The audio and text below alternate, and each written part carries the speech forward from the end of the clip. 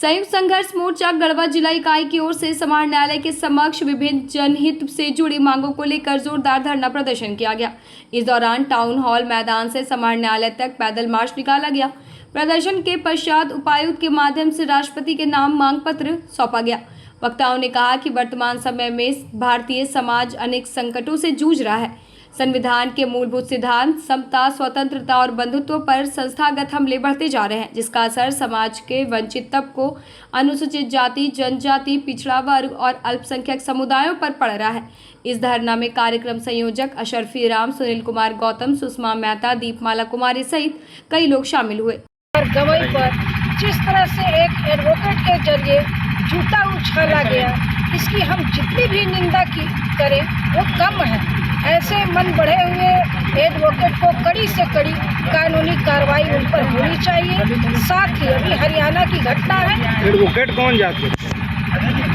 वो कोई मिश्रा जी हैं, उन पर वहाँ भी कास्टिज्म का खेल चल रहा है। मतलब लड़ाई सामान्य लोग से ही है आप लोग?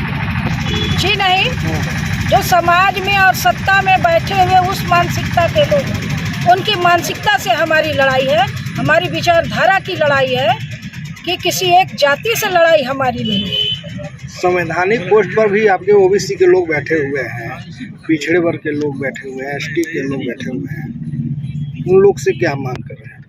हम उनसे भी मांग करेंगे कि इस संविधान में बाबा साहब भीमराव अंबेडकर ने जो हमें संविधान दिया, जिस संविधान के तहत हमारा देश संचालित होता है, उस संविधान में सारे लोगों को हक और अधिकार बराबर मिला है, सम्मानजनक मिला है।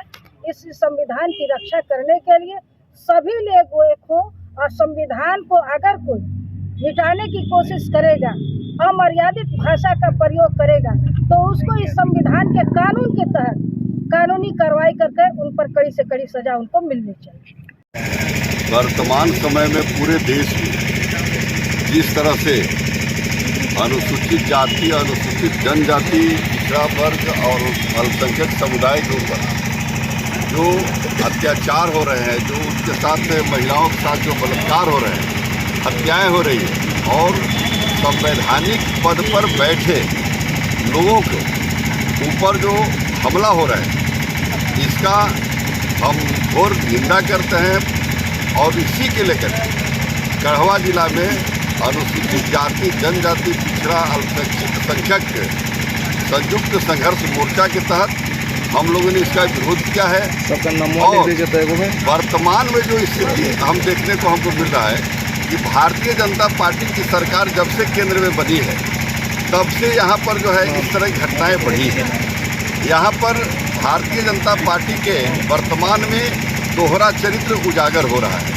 एक तरफ भारतीय जनता पार्टी के नेता कहते हैं कि हम बेटी पढ़ाओ, बेटी बचाओ के नारा देते हैं, और दूसरे तरफ अगर देखेंगे तो पूरे देश में भारतीय जनता पार्टी के नेता महिलाओं के ऊपर जो इस तरह का उनका वीडियो, अश्लील वीडियो आ रहा है, जिस तरह से कृत्य कर रहे हैं, काफ़ी घृणित है और काफ़ी निंदनीय है। इतना ही नहीं, एक तरफ कहते हैं कि सबका साथ, सबका विकास, सबका प्रयास की बात करते हैं, सबका विश्वास की बात करते हैं, और दूसरे तरफ बाबा साहब के प्रतिमा जब ग्वालियर में लगाने की बात आती है तो उनके ऊपर जो है प्रतिमा नहीं लगने दिया जाता है, दलित के ऊपर अत्याचार किया जाता है, बाबा साहब के जो संविधान है उसको बदलने की बात करते हैं। हद तो तब हो गई कि अभी आपने देखा कि पूरे हिंदुस्तान ने, पूरे विश्व में संविधान निर्माता के रूप में डॉक्टर B.R. अम्बेडकर जी को जाना जाता है, लेकिन कुछ कुलसित मानसिकता के लोग एक नया सगुफा छोड़ करके और बाबा साहब के नाम को भी बदनाम करने का प्रयास कर रहे हैं।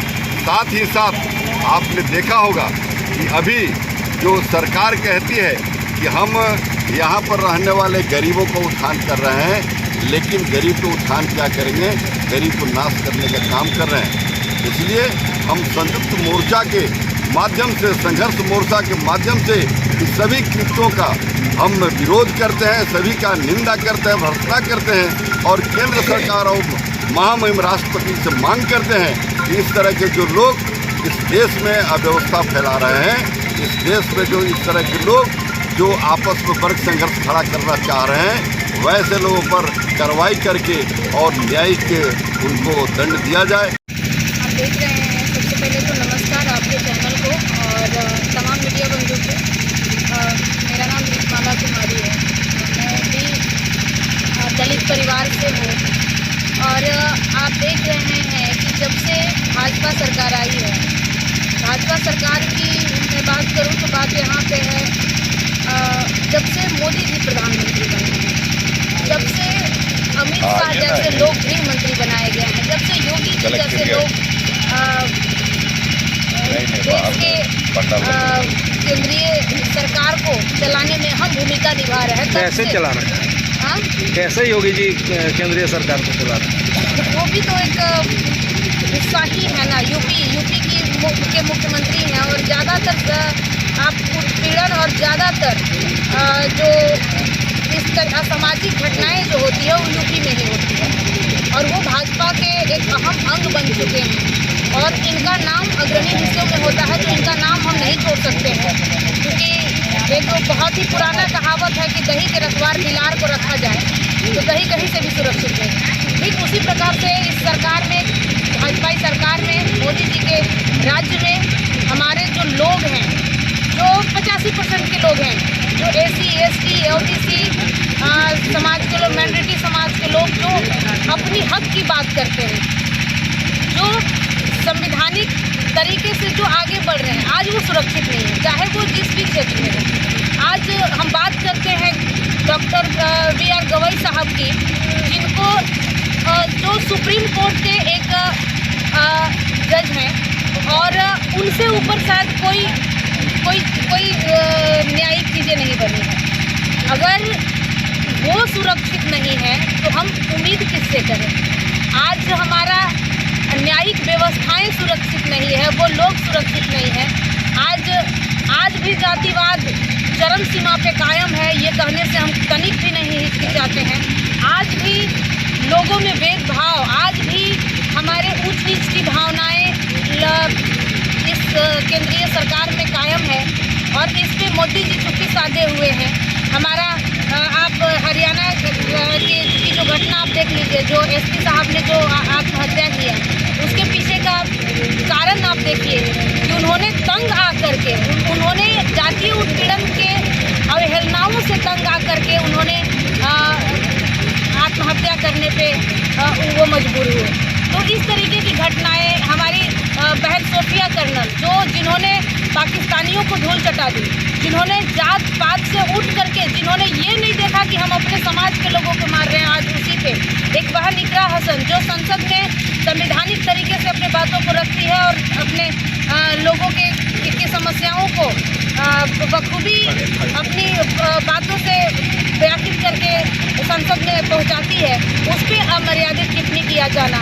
यादव भाई, सोचिए, यादव भाई जो उनका गुनाह ये है कि वो काथा नहीं बांट सकते हैं, उस पर मूत्र विसर्जन किया जा रहा है, उस पर छिड़का जा रहा है। एक दलित परिवार का लड़का जो आगे बढ़ने की कोशिश कर रहा है, उस पर सरेआम पेशाब किया जा रहा है। हम सुरक्षित कहाँ हैं? मोदी जी से हम पूछना चाहते हैं कि हम अपने ही राज्य में, अपने ही देश में, अपने ही घर में हम सुरक्षित नहीं हैं। मोदी जी,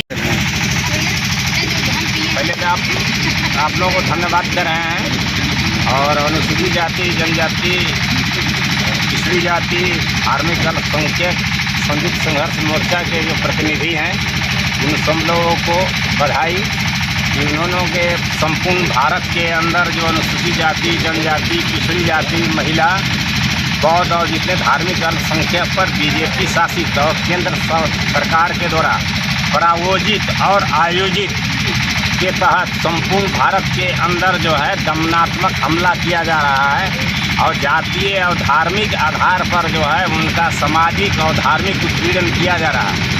तथा भारत के जितने संवैधानिक संस्थाएं हैं उनके अधिकार को कुचला जा रहा है और उनको कमतर किया जा रहा है। उदाहरण स्वरूप जो है सुप्रीम कोर्ट के मुख्य न्यायाधीश BR गवई पर जो है चलती अदालत में हमला करना, हरियाणा के IG रैंक के जो पुलिस पदाधिकारी हैं उनका इस प्रकार के उत्पीड़न करना, जिससे बाध्य होकर आत्महत्या उन्होंने करने का काम किया। फिर उत्तर प्रदेश में प्रतिदिन महिलाओं पर जो है 3 मिनट में एक बलात्कार और 2 घंटा में जो है एक हत्या की घटनाएं घट रही हैं। उसी के सिलसिले में जो वहाँ का एक वाल्मीकि समाज के को निर्ममता पूर्वक हत्या की गई और साथ साथ वहाँ जो है धार्मिक कथा वाचन पर जो है यादव समाज के द्वारा कथा वाचन करने पर जो है एक जातीय उत्पीड़न के तहत उन पर जो है पेशाब के द्वारा और सामाजिक उत्पीड़न किया गया। इस प्रकार की घटनाएं घट रही हैं। साथ साथ कर्नल सोफिया कुरैशी सांसद इकरा हसन पर जो है असंवैधानिक टिप्पणी की गई। ये सारी घटनाओं को लेकर करके एक मोर्चा का गठन किया गया है जो इसका प्रोटेस्ट मार्च किया और इसका विरोध किया। साथ साथ बाबा साहब के प्रतिमा पर माल्यार्पण करने के बाद धरना के कार्यक्रम में सभी यहाँ के जो बौद्धिक और इस वर्ग के जो प्रतिनिधि हैं इस घटना की निंदा करते हैं और राष्ट्रपति से मांग कर रहे हैं कि संपूर्ण भारत के अंदर समानता, स्वतंत्रता, सामाजिक न्याय की जो हत्या हो रही है इस पर विधि सम्मत कार्रवाई की जाए, नहीं तो संपूर्ण भारत में हम लोग इसका जहाँ जहाँ है इसका प्रतिरोध करते हैं और भारत सरकार से भी मांग करते हैं इस घटनाओं को जो है कम करके जाए, निंदा की जाए। धन्यवाद। क्या नाम है? मेरा नाम असरफी राम है, संयुक्त संघर्ष मोर्चा के प्रतिनिधि।